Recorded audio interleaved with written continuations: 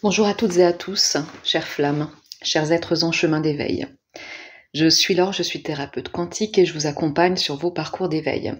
D'ailleurs, à ce propos, je prépare actuellement un programme de libération des mémoires qui va aider ce programme à vous libérer de vos pensées obsessionnelles par rapport à ce lien, à purifier votre lien, à vous sentir plus complet et indépendant à travers ce lien. Donc je vous en reparlerai parce que ça va sortir incessamment sous peu. Donc je pense que j'en parlerai, ce sera prêt pour la prochaine vidéo, donc au cours du mois de juillet.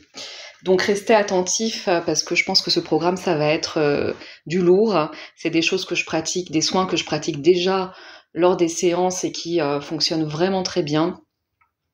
Donc restez attentifs aux informations que je vais transmettre sur ma chaîne pour que vous soyez les premiers à adhérer à ce programme. Alors aujourd'hui, j'avais envie, et pour la première fois, de vous parler de sexualité sacrée à travers le lien de flammes jumelles. Je pense que c'est un sujet qui touche tous les liens de flammes jumelles. On est amené dans ces liens à considérer, à reconsidérer notre sexualité de manière consciente, mais aussi de manière, on va dire, contrainte, de manière inconsciente. Il y a des mémoires qui se rejouent à travers ce lien. C'est un sujet que je n'ai pas traité avant parce que je ne me sentais pas forcément prête à partager là-dessus. Et puis, c'est quand même délicat, toujours de parler de sexualité, de faire des généralités à ce propos. Mais bon, je vais vous parler de ça en vous toujours de manière assez générale et aussi en prenant des exemples de mon propre parcours et des exemples généraux de ce que je vois, des grandes tendances, de ce que je vois se dessiner dans mes consultations avec des flammes jumelles. Et ce qui ressort quand même à chaque fois, c'est que dans ces liens d'âme, dans ces liens de flammes jumelles, lors de la reconnexion, il y a des ressentis d'un lien qui se crée au niveau sexuel.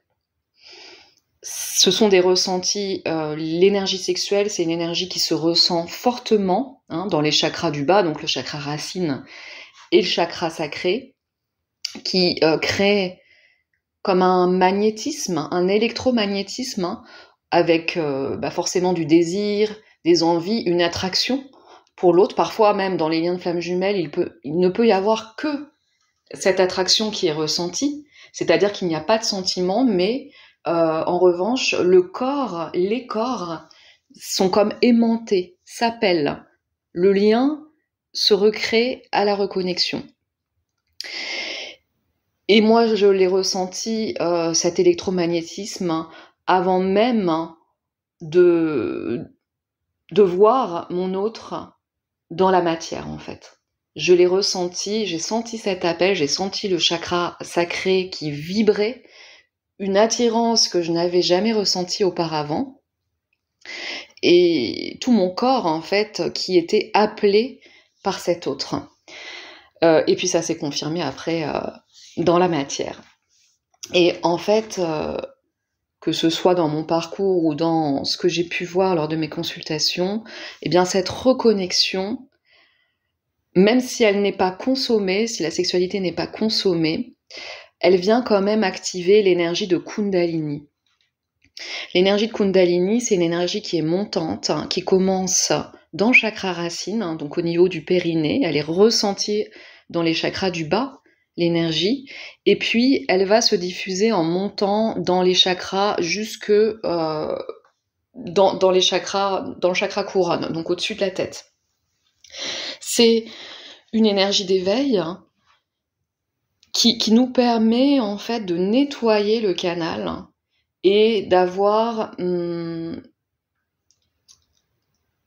nous relier, oui, à cet éveil, parce qu'elle va activer tous les centres énergétiques de notre vibration. Et donc on ressent fortement à la reconnexion avec l'autre ce lien dans les chakras du bas, du coup, c'est quelque chose qui est exceptionnel. On n'a jamais connu ça auparavant, bien souvent. À la fois l'attraction puis la vibration que ça nous procure, c'est en fait l'autre, il vient vraiment comme déclencher cette énergie en nous pour nous permettre de nous éveiller et pour nous permettre aussi de nous éveiller à la sexualité sacrée, de complètement remettre en question notre sexualité. C'est pourquoi il y a beaucoup de liens qui commencent sur des sites de rencontres, par exemple. Ça peut être des sites de libertinage même, hein, des sites où les deux ne recherchent qu'une relation charnelle. Voilà, c'est pas rare que la sexualité soit le point de départ de la reconnexion, avec une recherche intérieure, une recherche subconsciente, hein, d'atteindre cette sexualité sacrée. Et ça va devenir de plus en plus conscient, en fait. Hein. Dans certains liens de flammes jumelles, même, j'ai vu des personnes qui changeaient d'orientation sexuelle en rencontrant leur autre, hein, passer de hétéro à homo, ou c'est plus rare, mais ça peut être aussi l'inverse. Et puis, il y en a qui vont se rencontrer et ne pas pouvoir consommer cette sexualité. Il y a comme un empêchement, alors peut-être ça résulte de mémoire, mais comme un empêchement à l'acte sexuel en lui-même. C'est déjà des choses que j'ai entendues lors des consultations où, en fait, au moment de passer à l'acte, les deux vont ressentir une force qui les repousse, ou un seul va ressentir cette force, et donc ça va pas pouvoir se faire, ou sinon la sexualité, elle est très étrange, ou elle peut être souffrante, elle peut réactiver des mémoires, etc. Ça peut vraiment aller faire vibrer des choses très profondes, le fait de se retrouver face à cet acte sexuel, dans le cas des flammes jumelles. Et puis pour certains encore, leur initiation dans le lien flamme jumelle, ce sera pour travailler l'abstinence sexuelle. En fait, certains sont tellement marqués par la rencontre avec l'autre, ont eu une sexualité avec l'autre, et puis au moment de la séparation, ils n'ont plus cette sexualité, et en fait, ils sont incapables de poursuivre une sexualité avec d'autres partenaires. Donc ils se retrouvent comme contraints d'expérimenter l'abstinence parce que le lien, il est trop fort avec l'autre, et que envisager la sexualité avec d'autres partenaires, ce n'est pas envisageable, ce n'est pas acceptable pour l'énergie, même si consciemment ils ont envie d'expérimenter d'autres choses. En fait, le corps refuse, le corps se ferme à cette expérimentation, ou parfois cette abstinence, elle peut être voulue. Elle n'est pas forcément subie, hein. Elle est gage de fidélité, de loyauté à l'autre. Enfin, vous le voyez, il y a vraiment plein de configurations qui font que il y a une profonde remise en question lorsque on recontacte sa flamme jumelle. Lors de la reconnexion. Il y a ce lien qui réactive de nombreuses mémoires et une énergie d'éveil qui va faire qu'on est obligé de réactualiser toute notre sexualité, de réfléchir à ça, et c'est quand même très puissant ce lien. Hein. Je crois qu'à travers ce lien sexuel très fort qui se crée avec la reconnexion, les moments où on va être au contact de l'autre, on va ressentir ce lien vibrer, en fait. Ça crée une forte attraction, mais lorsque c'est pas équilibré, lorsqu'il y a encore de l'ego qui vibre, des peurs, etc., bon, ça va donner quelque chose d'assez bancal, en fait, hein, au niveau de la sexualité. Donc elle n'est pas tout de suite, sacrée, hein, elle peut être très nulle, en fait, hein, tout simplement, hein. Quelque chose de plat, de fade, parce qu'en fait, c'est pas encore assez équilibré pour créer une nouvelle énergie, cette fameuse troisième énergie qui est l'énergie de la complémentarité entre deux êtres. D'ailleurs, à ce propos, je ne l'ai pas noté, je me suis noté quelques points, mais il y a aussi des flammes jumelles, hein, qui ont des enfants ensemble. Et ça, c'est encore un autre sujet, c'est-à-dire qu'ils arrivent à créer des vies par ce lien-là. Bon, ça c'est vrai que c'est moins fréquent quand même, hein, mais j'en ai eu. Alors ce lien, du coup, ça crée vraiment, ce lien sexuel, hein, ça crée comme une télépathie à un niveau physique, c'est-à-dire qu'on peut, dans certains cas, ressentir l'autre à distance à travers ce lien. Soit on ressent cette attraction sexuelle, on est très fortement attiré, hein, comme magnétisé par l'autre, soit on peut même parfois, et ça j'ai eu plusieurs témoignages à ce niveau-là, sentir, quand on se relie à ce lien, sentir l'autre qui a des relations sexuelles avec d'autres femmes ou d'autres hommes.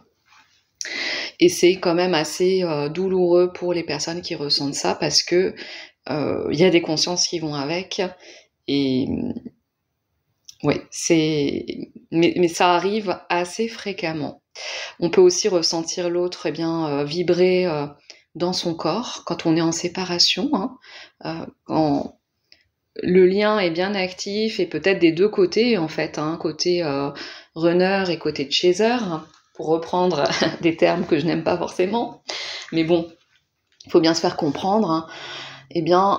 Lorsque les deux sont en train peut-être de penser à l'autre, ce lien s'active, et moi ça m'est déjà arrivé de ressentir mon autre dans mon corps, hein. Voilà, pour parler de manière très intime, hein, mais c'est arrivé, de sentir la présence de l'autre, la présence énergétique, tellement le lien était proche et fort. Et d'ailleurs, c'est pas rare que quand on ressent ça dans le physique, l'autre revient dans la 3D. En fait, c'est l'énergie qui descend dans le corps et qui s'incarne après. Donc, ça peut signifier, quand on ressent comme ça l'autre dans le corps, qu'on va le croiser, ou en tout cas le voir dans la matière, ou avoir un contact avec cet autre. C'est comme une descente dans les chakras, jusqu'à ce que ça s'incarne. Donc, je pense que ce lien qui s'active à la reconnexion, hein, il nous permet de nous initier à une autre sexualité. C'est vraiment une initiation pour dépasser et s'éveiller à une sexualité qui est différente, hein, qui est peut-être plus spirituelle, peut-être plus réfléchie, quelque part plus consciente. Et donc, on peut dire qu'il y a, en tout cas moi je l'ai constaté, hein, dans mon propre parcours, il y a un avant la rencontre avec l'autre et un après. On ne peut plus considérer la sexualité de la même manière. Et bien souvent dans ce parcours, on est amené à aller contacter aussi nos ombres. Et c'est vrai aussi pour la sexualité. C'est ce que j'appelle, moi, l'archétype de la Lilith, hein, où on va aller dans ce côté très sombre de la sexualité. Alors, c'est pas vrai pour tout le monde, hein, et parfois ça se fait seul aussi. On n'est pas obligé d'avoir des partenaires pour aller chercher ça. En fait, là-dedans, il y a une acceptation de toutes les parts de soi, même les plus sombres. peut y avoir des désirs qui sont des fantasmes qui sont très tordus, on va dire, hein, enfin, qui nous semblent très tordus au regard de la société, par rapport à ce qui se fait dans la sexualité. Et ça, on va, dans certains parcours, ça va être ça va beaucoup ressortir, les ombres de la sexualité, pour pouvoir les purifier, ces ombres, les accepter. Donc parfois ça passe par des expérimentations, des expériences dans la matière, mais parfois on va en rester juste à un état de fantasme, à observer ça, hein.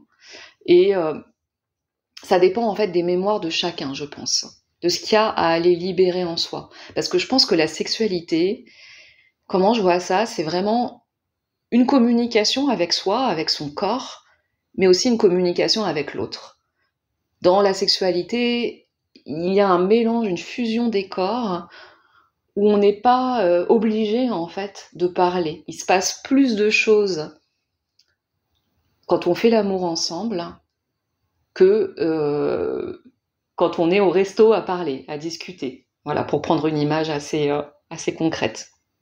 Enfin, en tout cas, il peut se passer plus de choses, hein. Il y a beaucoup de sensations qui vont se transmettre à travers ce lien, à travers la fusion des corps, et on n'est pas obligé non plus d'être physiquement en présence, hein, comme on l'a vu, pour communiquer du coup. Il y a une communication qui se fait à travers le lien sexuel. Donc c'est vraiment quand même assez particulier, ça ouvre la conscience à d'autres formes de communication, des communications qui sont de l'ordre de la sensation, du ressenti, de l'ordre du magnétisme, de la fusion, et donc pas des communications nécessairement verbales, hein. Et cette sexualité, cette forme de communication va créer un éveil vers la conscience, vers le sacré. Donc en tout cas, dans tous les liens de flammes jumelles, on va être amené à réfléchir à cette sexualité, à réfléchir à notre rapport au corps, à réfléchir à notre rapport à l'autre, à libérer nos mémoires, hein. Parce que l'autre va nous montrer des miroirs, hein, à travers la sexualité. Et voilà, pour conclure, oui, c'est une profonde initiation. Une profonde initiation. Et je crois qu'il y a un but derrière ça universel, hein, parce qu'à travers la sexualité, le chakra sacré, donc qui est relié, qui est le chakra de la sexualité, c'est aussi le chakra de la créativité, de son pouvoir de création. Vous voyez, à travers, en faisant l'amour, on crée des vies, hein. Donc, c'est puissant, cette fusion, ce qui est capable de se créer à partir de cette fusion. Et ça nous amène en fait à activer notre pouvoir de création, à s'y relier, hein. Même si on n'est plus en capacité de procréer, si vous voulez, hein. L'idée derrière, ce n'est pas la procréation, c'est la création. La création d'une énergie qui soit consciente, en fait. Donc je crois que ça, c'est quelque chose que les flammes jumelles, à travers leur sexualité, qu'elle soit physique ou non, apportent à la Terre. Une conscience dans la création, une conscience dans la sexualité. Et donc un éveil de conscience. Bon, voilà, j'arrête là. N'hésitez pas à me soutenir, en likant la vidéo, en la partageant, en vous abonnant. C'est pas facile de parler de ce sujet, donc c'est vrai que j'attends de vous que vous me souteniez, que vous ameniez aussi vos propres ressentis, hein. Vous n'êtes pas obligé de raconter votre vie dans les commentaires, mais voilà, peut-être qu'il y ait du partage qui se fasse, parce que c'est difficile de partager, de discuter de ça, hein, à part à faire des consultations privées, etc. Mais c'est un espace, en tout cas, pour qu'on puisse communiquer ensemble de manière simple et fluide. Donc n'hésitez pas à utiliser cet espace pour parler aussi entre vous, pour témoigner, et puis moi, je réponds aussi à vos commentaires quand je peux, voilà, quand je trouve que c'est intéressant, on partage ensemble. Donc, je vous dis rendez-vous dans la prochaine vidéo où je vous parlerai donc de ce programme dont je suis très fière et que je suis en train de créer pour vous. Donc je vous remercie de votre écoute, je vous souhaite une très belle journée ou une très belle soirée et à très bientôt.